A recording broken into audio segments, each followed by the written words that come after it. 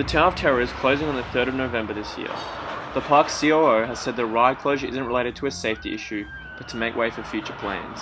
There is truth and lies in this statement. Tower of Terror is not leaving to make way for future plans. If the ride could last longer, Dreamworld would have kept it as it is arguably the most popular ride in the park. The reason it is being retired is because it is well past its lifespan. The ride could have been retired years ago and it would have been justified and expected. Dreamworld pushed the ride beyond its limits and it has caused the ride to have major technical problems. The ride has major downtime and has been operating in an unreliable manner. Most notably, when riders were sent back into the station, the car would start shaking violently at times, something that is not a part of the ride experience. Often it would also have to be reparked because the operating system didn't recognise it was in the station properly. These issues are beyond Dreamworld's control at this point in time, and the ride has to be decommissioned to ensure the safety of guests.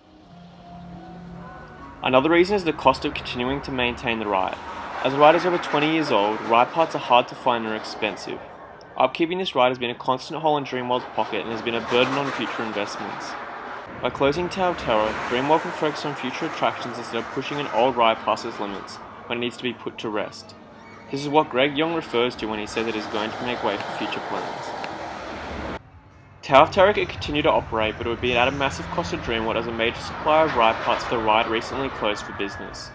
Along with this, guest safety is Dreamworld's #1 priority, and closing down the ride shows that they have concern for the reliability and safety of the attraction. That doesn't necessarily mean it is unsafe to ride and has to be closed, but in the very near future, it could become a hazard. The same fate caused Wipeout to close. The cost to upkeep and unreliability caused the demise of both attractions.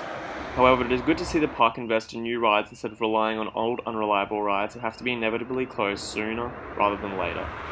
The ride's track will be eventually removed and the giant drop will remain as one of Dreamworld's oldest rides.